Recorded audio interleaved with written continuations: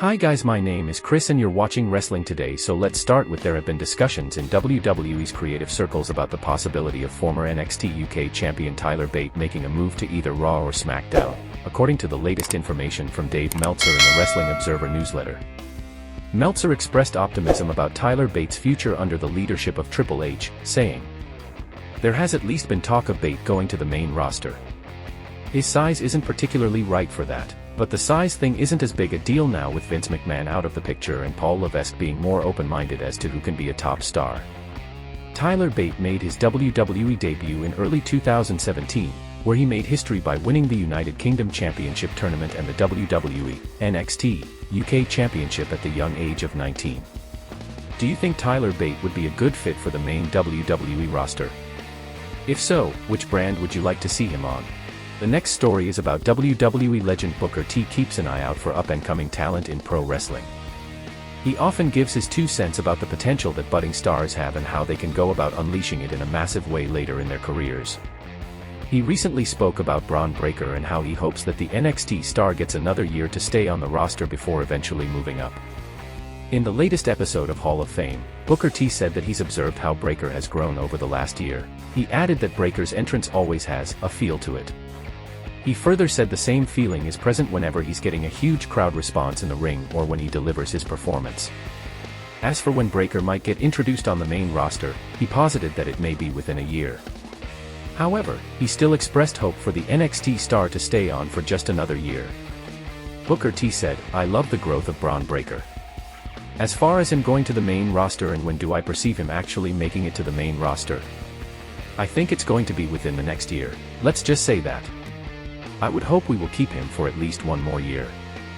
Let's just say that. I would hope to keep Braun Breaker in NXT for just one more year. Do you think it's wise for WWE to wait before calling up Braun Breaker to the main roster?" The final story is about CM Punk returned to WWE at Survivor Series 2023, and Seth Rollins appeared to be enraged. It was later said that Rollins was looking for Punk backstage, but then it was reported that it was all an angle. That said, there is a genuine feeling of animosity for Rollins, and now Rollins has disclosed why he has beef with Punk in the first place.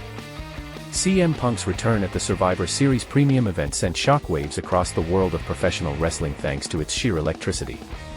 During his brief appearance at the event, fans noticed that Seth Rollins was visibly furious seeing Punk.